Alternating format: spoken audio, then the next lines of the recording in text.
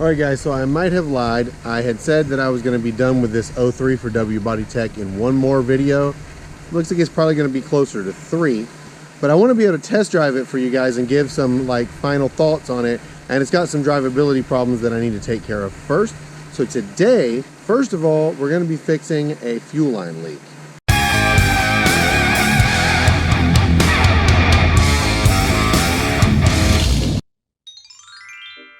Okay, so the problem that we have here with this particular car is fuel leaking from the end of this quick disconnect on the feed side. There's a couple different ways to fix this. The way I'm going to show you guys though is doing one of these replacement quick disconnect ends. This actually splices right into the factory nylon tubing, and using that coupler is going to swap the ends out to this other type, which will clip on still in the same quick disconnect way. It also comes with this little tool to get your factory quick disconnect off, so you're not going to need one of those separately. So the first thing you have to do is take the little retainer off, take this tool, and you're just going to force it around the metal part of the line. Then once you've got that on there, push it firmly into the end, then your other hose should just pop right off. Once you've done that, you just need to peel back this covering to expose the actual nylon hose itself. Figure out about how long you need your new one to be and where you're going to cut the old one. And then I'm just actually going to use side cuts to cut this old one. Just be careful with the old ones because they can be kind of brittle. Once you've got both pieces fit, you're just going to use some hot water, really hot water, in a mug. And you can basically just soak the nylon end in there. I've already done the other side, but once it gets warm, you should be able to just push it onto the push lock coupler. And then as it cools down, it will lock itself on there, and then you will not be able to remove it again.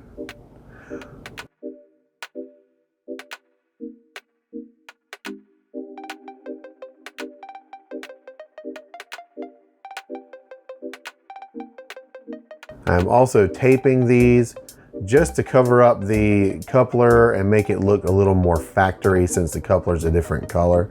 This is not necessary. It would seal just fine without it, but just an aesthetic touch.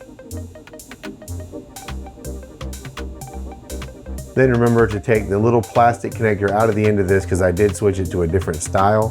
That will actually slide over that. And then you will just slide the two together until they click, just like this.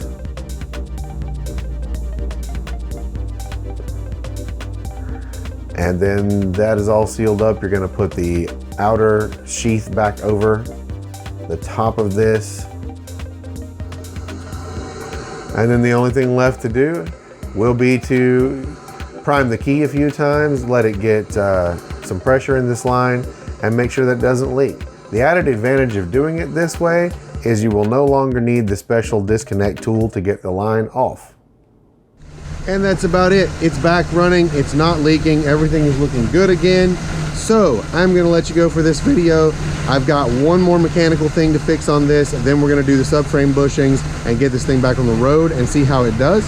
But thank you guys so much for watching. As usual, like this video, leave me a comment, let me know what you thought, and I'll see you in the next video. Thank you so much for watching, and peace.